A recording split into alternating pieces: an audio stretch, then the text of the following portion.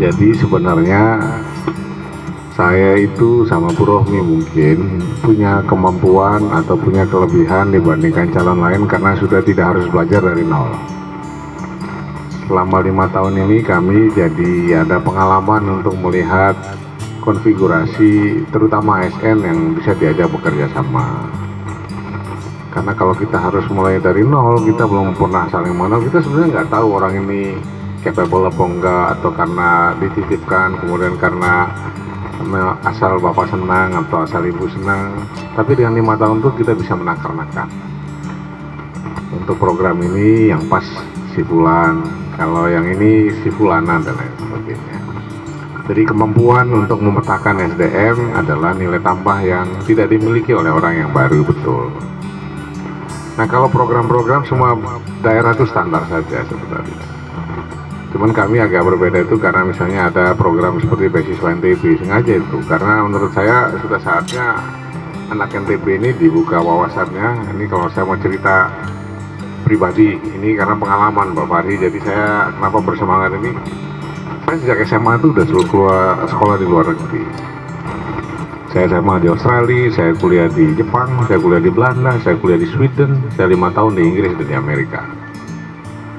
Orang NTB, orang Lombok, orang Sumbawa, orang Dompu Bima ini sejelek-jelek orang kita, itu minimal dia bisa baca Quran, jadi imam kalau bulan Ramadan di luar negeri.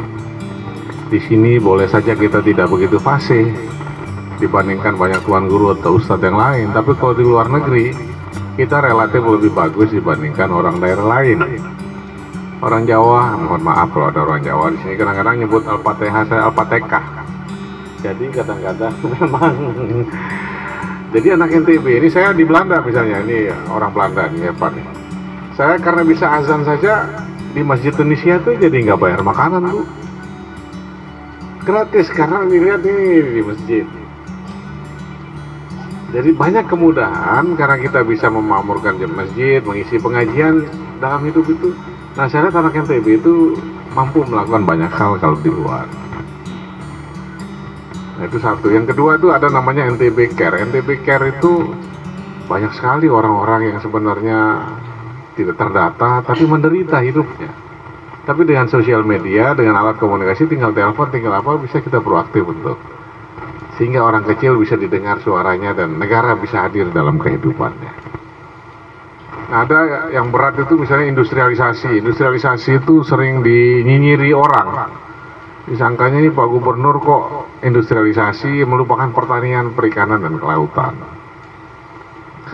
Padahal industrialisasi itu bukan teori gubernur, tapi bagi mereka yang belajar ekonomi, kalau sebuah daerah ingin maju, maka tahapan berikutnya adalah industrialisasi. Nah, industrialisasi itu sebenarnya bukan identik dengan pabrik besar yang dengan cerobong asap yang menghadirkan polusi dan urbanisasi. Tapi industrialisasi itu adalah kesadaran untuk berani tidak lagi menjual barang mentah keluar daerah kita, tapi diproses di sini. Itu namanya industri. Kalau dalam jargon ekonomi itu disebut dengan structural deepening, pendalaman struktur.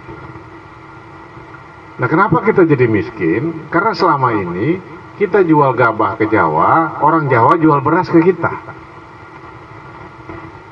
Kita jual jagung ke Sulawesi, tapi orang Sulawesi jual pakan ternak ke kita. Tentu saja harga gabah lebih murah dibandingkan harga beras. Tentu harga jagung lebih murah dibandingkan pakan ternak yang kita beli.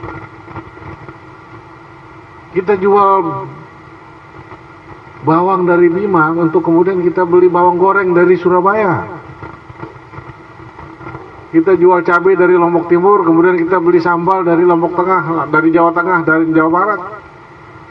Jadi industrialisasi itu adalah orang Pringgasela tidak lagi jual kain 15.000, tapi dijahit di Surabaya, kemudian kita beli oleh pejabat kita 2 juta satu baju.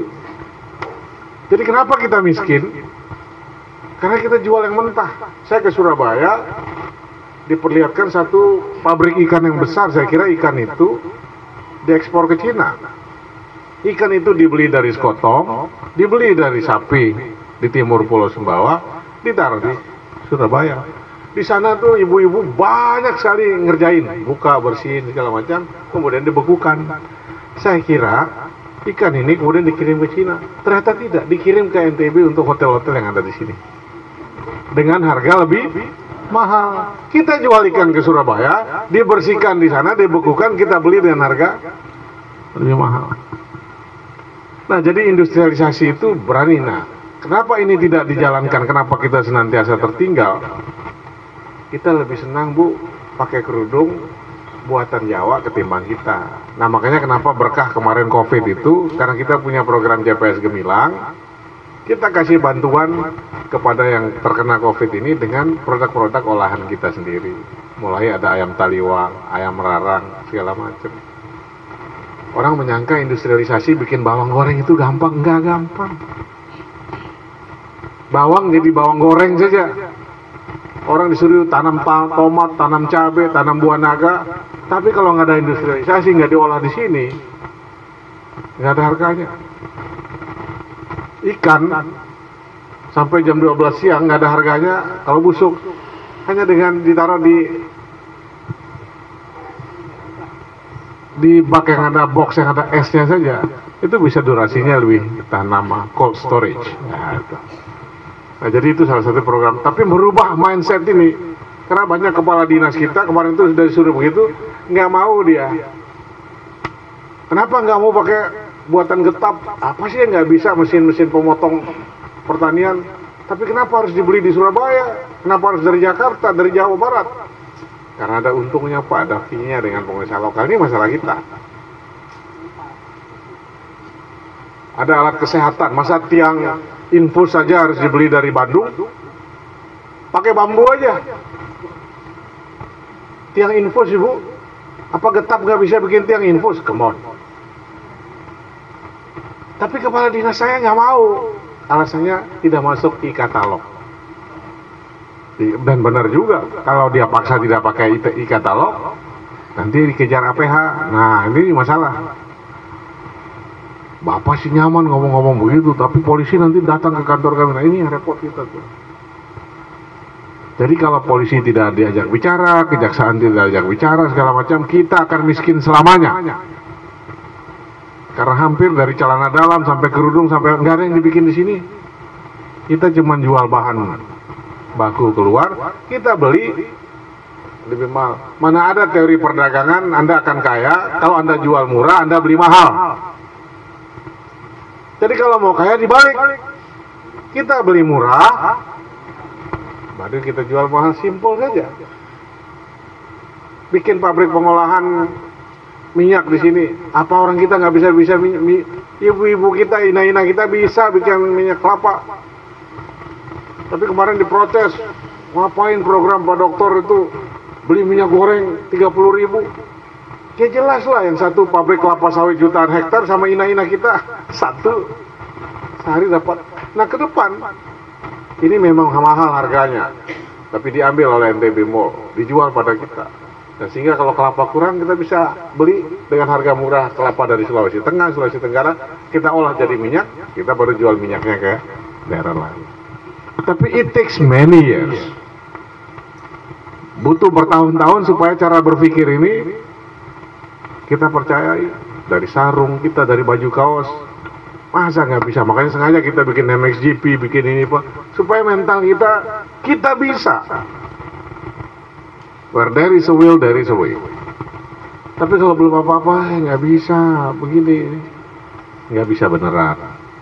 Orang dia di Belanda lama, setelah Anda di Belanda tuh Anda berpikir, gimana cerita?